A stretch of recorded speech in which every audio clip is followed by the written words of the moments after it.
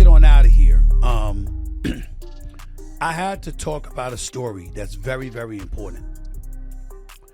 And albeit indirectly, it involves Caitlin Clark, the Department of Justice, and quite possibly the President of the United States himself.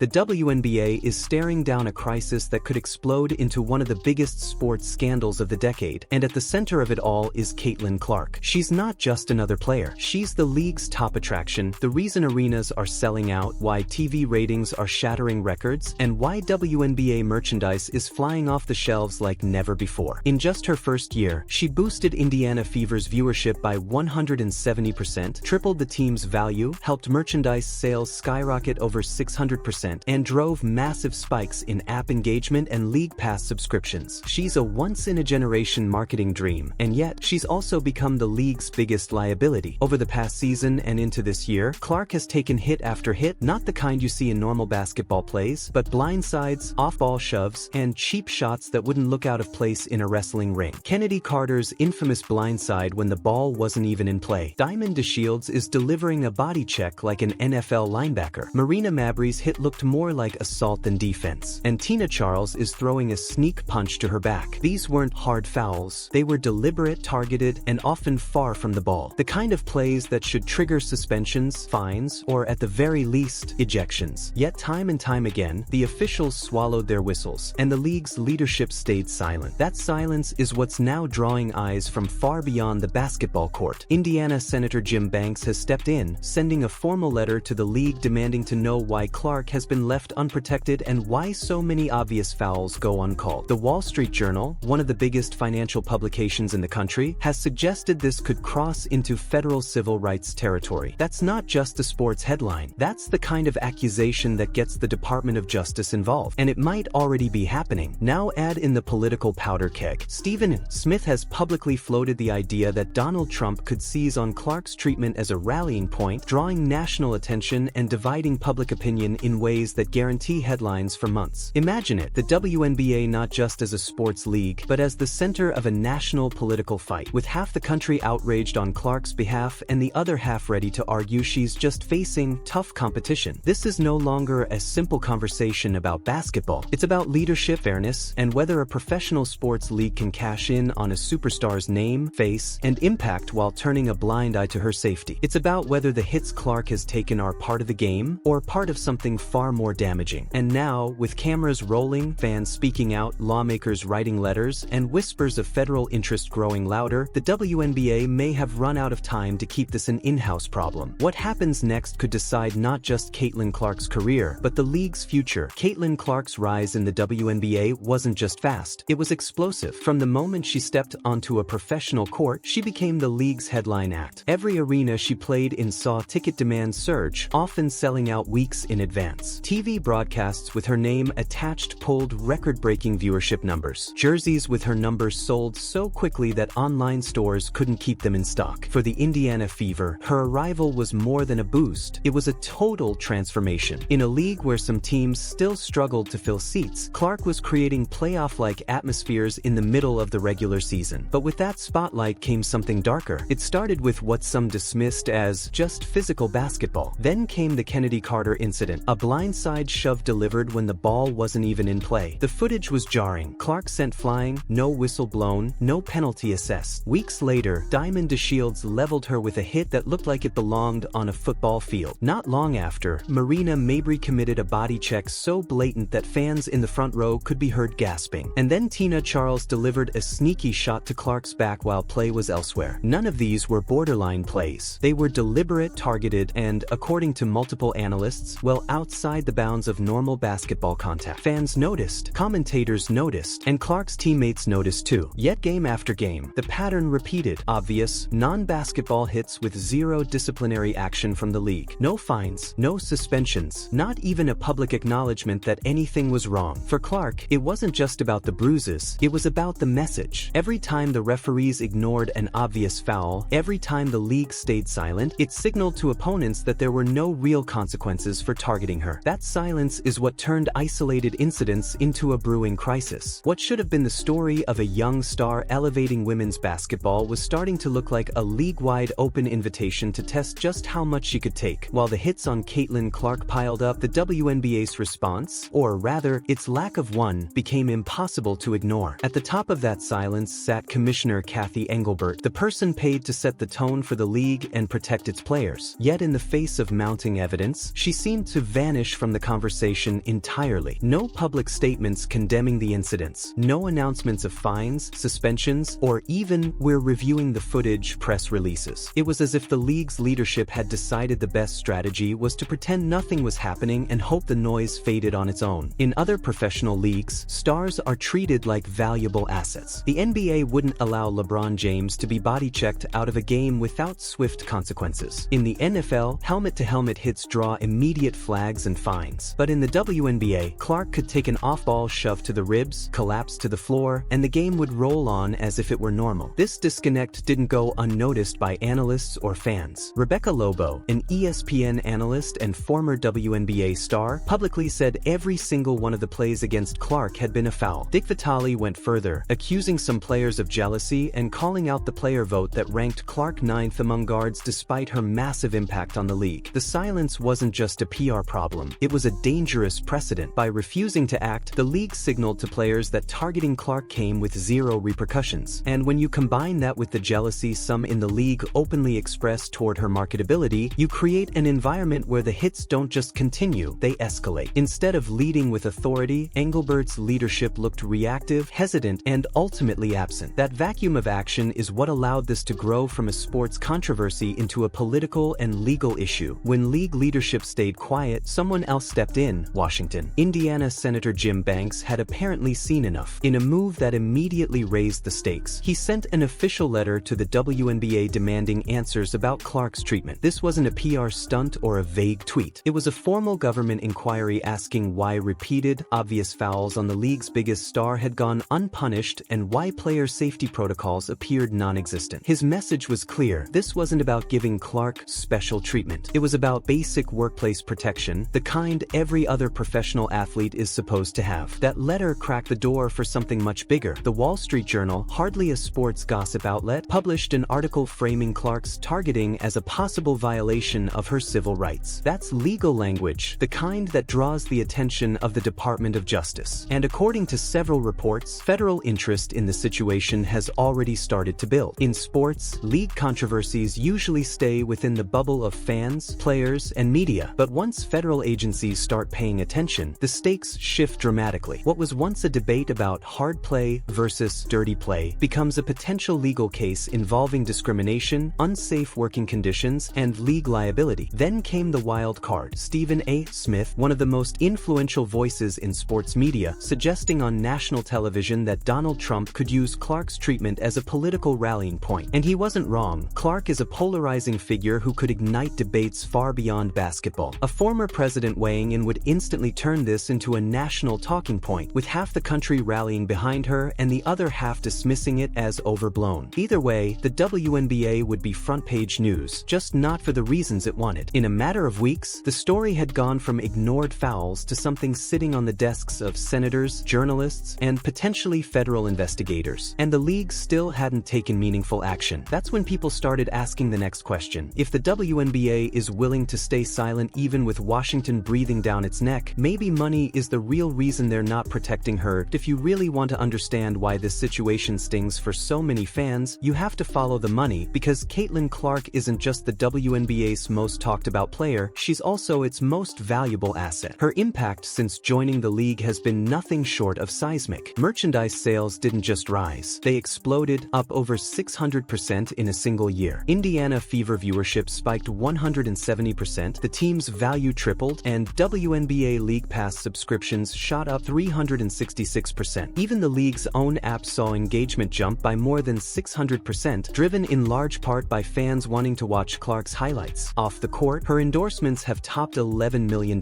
putting her among the highest-earning athletes in women's sports. These aren't small numbers. They're transformative for a league that's been fighting for mainstream relevance for decades. And the WNBA knows it. They've moved games to bigger arenas when Clark's in town. They've raised ticket prices for her matchups. They've built marketing campaigns around her image. They've leveraged her popularity to secure more media coverage and bring in casual fans who never watched women's basketball before. That's why the silence on her safety feels like more than just bad judgment. It feels like a betrayal. The league is happy to profit from the buzz she creates, but when it comes to protecting her from repeated, targeted hits, suddenly it's crickets. It's the sports equivalent of selling out a concert because of the headliner and then letting the opening act trip her on stage. Fans notice, sponsors notice, and in an era when public perception can shift overnight, that's dangerous territory for a league that's still trying to grow its audience. Even more troubling, this financial dependency on Clark might be part of why the WNBA hasn't acted. Suspending players for hitting her could spark backlash from within the league, and the commissioner might be trying to avoid tension in the locker rooms. But the trade-off is short-sighted, because the longer they wait, the more they risk losing the very player keeping their financial momentum alive. And for the first time, people are starting to wonder, is the WNBA willing to jeopardize its most profitable era just to avoid confronting a problem that everyone else can already see? If this was just about random hard fouls, maybe the league could argue it's part of the game. But the evidence suggests otherwise, that some of the physical punishment Clark takes is not only intentional, it's being openly planned. Sophie Cunningham, who now plays alongside Clark for the Indiana Fever, admitted to the Wall Street Journal that when she was with the Phoenix Mercury, the team had actual locker room discussions about how physical they were going to be with Caitlin. That's a polite way of saying they strategized how to rough her up before the game even started. She's not the only one pointing it out. ESPN analyst Rebecca Lobo flatly stated that every single one of the hits on Clark should have been called a foul, and Dick Vitale, a Hall of Fame voice in basketball, called it pure jealousy that WNBA players voted Clark only the 9th best guard in the league despite her massive impact. His point wasn't subtle. The same players benefiting from Clark's presence are, in some cases, the ones undermining her on the court. This is where the story stops being about tough defense and starts to feel like something much more personal. When players admit to targeting her, when analysts call out the obvious bias, and when the hits continue game after game with no real consequences, it creates a culture where taking shots at Caitlin isn't just tolerated, it's normalized. And in sports, once something becomes part of the culture, it's hard to break without strong leadership. Instead of defusing that culture, the WNBA has let it grow. Some players now treat hitting Clark like it's part of the entertainment. They post cryptic tweets, like shady Instagram posts, and make passive-aggressive comments in interviews. The message is clear. They think she deserves it for being popular, for getting attention they feel should be spread around. That's not healthy competition. It's bitterness with a scoreboard. And when bitterness becomes strategy, you're no longer talking about isolated incidents. You're talking about a coordinated environment that puts one player at risk every time she steps on the court. There's another layer to this controversy that almost nobody in the league wants to address publicly, and it's the kind of subject that makes executives nervous because once it's in the conversation, it changes everything. Caitlin Clark isn't just a superstar. She's a white, straight, highly marketable athlete in a league that is majority black and where a large portion of players identify as LGBTQ+. That mix of identity, popularity, and commercial appeal has created friction before. Former player Candace Wiggins has openly said she was bullied out of the WNBA for being straight, claiming it made her a target in locker rooms. Now, some see echoes of that in how Clark is being treated, except her situation is compounded by the fact that she's also become the league's main marketing face. To be clear, not every hard foul or bit of trash talk comes from bias. Basketball is a physical, competitive sport, and star players have always faced extra contact. But when you combine Clark's meteoric rise, her massive endorsement deals, and the way corporate sponsors and networks have pushed her into the spotlight, it's not hard to see why some players might resent her. Add in that she fits a marketable image that appeals to advertisers, one that some in the league feel gets favored attention, and you start to understand why this goes beyond normal competition. It's uncomfortable to admit, but ignoring these dynamics only makes them worse. If there are unspoken racial and sexual identity tensions fueling resentment, pretending they don't exist won't protect anyone. Instead, it creates a climate where targeting Clark can be quietly justified under the label of hard play or rookie treatment, even though she's no rookie and her numbers prove she's already among the league's elite. The WNBA has a choice here: confront those undercurrents head-on, or keep pretending this is just about basketball and watch the situation fester until it becomes a full-blown discrimination case. One of the easiest ways people try to downplay what's happening to Caitlin Clark is by calling it hazing, as if she's still paying her dues or learning how to handle the physicality of the league. The problem? problem? That argument collapses the moment you look at the facts. Clark isn't some wide-eyed rookie still trying to prove she belongs. She's in her second season, already an MVP candidate, led the league in assists last year, and has consistently put up elite numbers while carrying the Indiana Fever into relevance they haven't had in years. This isn't a freshman orientation. She's already passed every on-court test the league could throw at her. And if hazing is really the excuse, then where's the consistency? You don't see Sabrina Ionescu getting blindsided during dead balls. You don't see Breanna Stewart taking hits from behind with no whistle. If either of them did, the league would likely hand out a fine, a suspension, and a press release within 24 hours. With Clark, it's different. The fouls pile up, the officials look the other way, and leadership stays silent. That double standard is exactly why people are starting to question whether this is about competitive toughness or something much deeper. The other popular defense is that she talks too much trash or acts cocky. But let's be real, trash talk is baked into the DNA of professional sports. Every great player does it, male or female, and confidence isn't a foul. The idea that it somehow justifies full-body collisions is ridiculous. And the not used to physical play argument? That's laughable. Clark led the NCAA in scoring while getting triple-teamed night after night. She's played in packed arenas with the weight of entire fan bases on her shoulders. The physical play isn't new. What's new is playing in a league where physical sometimes crosses into let's see what we can get away with. Hazing only works as a cover story when the intent is harmless, when it's about integrating someone into a team culture. But when the end result is repeated, deliberate hits on the same player, hits that analysts, fans, and even opponents agree are excessive, it stops being tradition and starts looking like targeted abuse. And if the WNBA keeps allowing that line to blur, they won't just be fighting PR battles. They'll be fighting legal ones. The fans who came to the WNBA because of Caitlin Clark aren't casual anymore. They're invested. Many of them aren't just watching from home. They're spending real money to be there in person. Some families have flown across the country, bought tickets at inflated resale prices, and shelled out hundreds on jerseys, parking, and concessions just to see her play live. So when Clark gets flattened by an off-ball hit in the first quarter and spends the rest of the game playing hurt, those fans feel cheated. It's the sports equivalent of paying $400 to see your favorite singer and having them leave the stage halfway through the show because someone threw a bottle. And it's not just the people in the seats. Social media has become a running scoreboard of every foul Clark takes without a call. Clips of her being blindsided rack up millions of views in hours, fueling debates that drown out the actual game results. Instead of talking about box scores and playoff races, the conversation is about whether she'll make it through the season without a serious injury, or whether the league even cares if she does. The media has followed suit. National outlets that rarely cover women's basketball are suddenly running headlines about player safety, discrimination, and leadership failure in the WNBA. Stephen A. Smith is reading civil rights law on live TV. The Wall Street Journal is publishing op-eds about potential federal violations. Even sports betting shows are questioning how officiating biases could affect the integrity of the game when so much money is on the line. For the league, this is dangerous territory. Every time the story trends, it brings new eyes to the WNBA, but not because of the product on the court. It's because of the drama surrounding one player's treatment. And those new fans? If they feel the league can't protect its biggest star, they're not likely to stick around. Instead of expanding its audience, the WNBA risks burning through the biggest growth opportunity it's ever had, all because leadership refuses to confront the issue head-on. At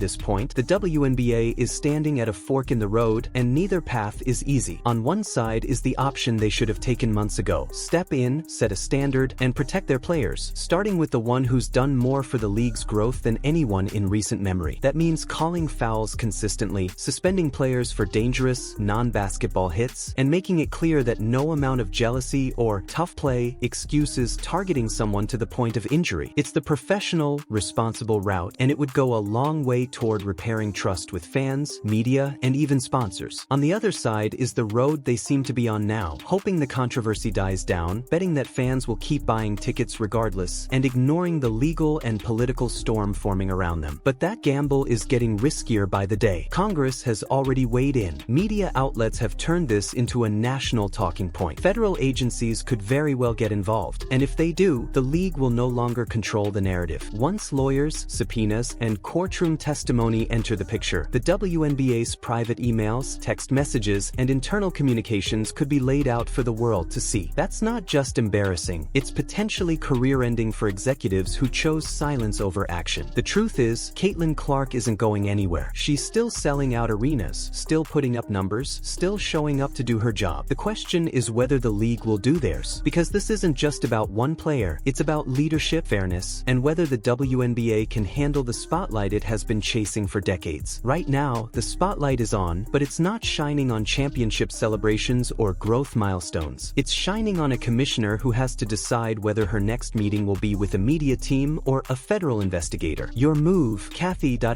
the end of the day, this isn't just a story about basketball or even about Caitlin Clark. It's about what happens when a league builds its brand on one player's success but refuses to shoulder the responsibility that comes with it. The WNBA has enjoyed record-breaking ticket sales, TV ratings, and sponsorship dollars because of Clark's presence, yet has stood by while she takes targeted hits game after game. That contradiction is now impossible to ignore. Fans see it, the media sees it, lawmakers see it, and if the reports are true, federal investigators might soon see it too. The league still has a chance to turn this around, but time is running out. Protecting Caitlin Clark isn't just about one athlete's safety. It's about showing every player, every fan, and every sponsor that the WNBA takes its integrity seriously. Because if the league can't protect its biggest star in its biggest moment, then what does that say about how it will handle the future? Whether this becomes a turning point or a cautionary tale will depend on the decisions made right now. The hits have already happened. The footage is already out there. The letters from Washington have already been sent. What the WNBA does next will determine whether this league emerges stronger or whether it becomes another example of how silence and inaction can destroy the very thing you worked so hard to build.